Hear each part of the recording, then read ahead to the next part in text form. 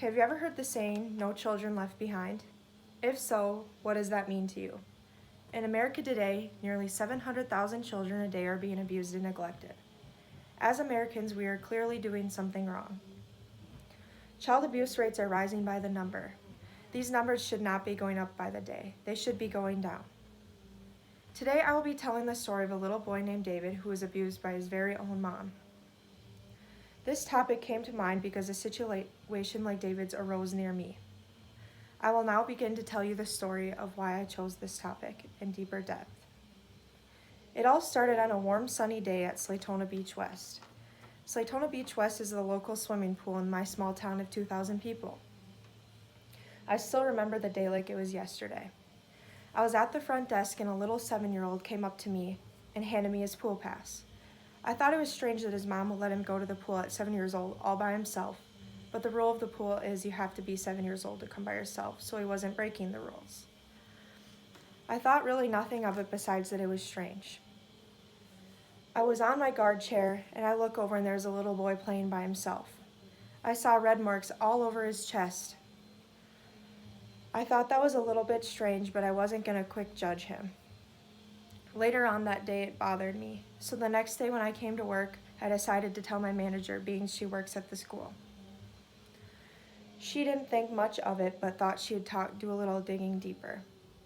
Later did she find out that his mom was on drugs and was abusing him. His mom was arrested, and that's what happened with the story. Now I'm going to tell you David's story. David was born in Daly City, California, December 29, 1960, by his mom and dad. His dad's profession was a firefighter. You'd think being a firefighter you'd care about people, but his dad never stuck up to the mom because he was also scared of her. David had 3 siblings who were treated far better than him. Now I will talk about his life during the abuse. David was beaten by his own mother. He remembers as a child a happy lifestyle.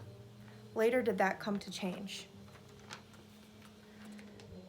He was starved, forced to eat cat food, and if he would barf it up, he was forced to eat that. He was stabbed, he was burned. There was many times that child abuse came, and nobody did anything about it. He would often go to school with black eyes, burn marks, and he would act out in bad ways that only made himself get in more trouble.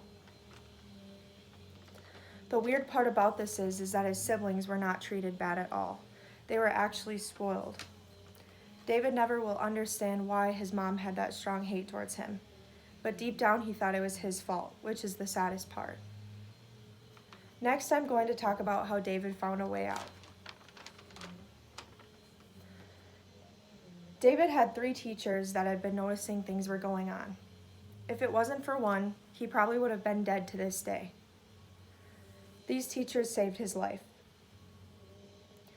David has now wrote over 12 books about his life growing up. He has been on the bestsellers list for several years, and he's sold over 1.6 million copies and continues to provide hope for children in similar situations. With that being said, David turned out pretty successful. Going back to the story on my hometown, it makes me sick to my stomach of what kids these days deal with.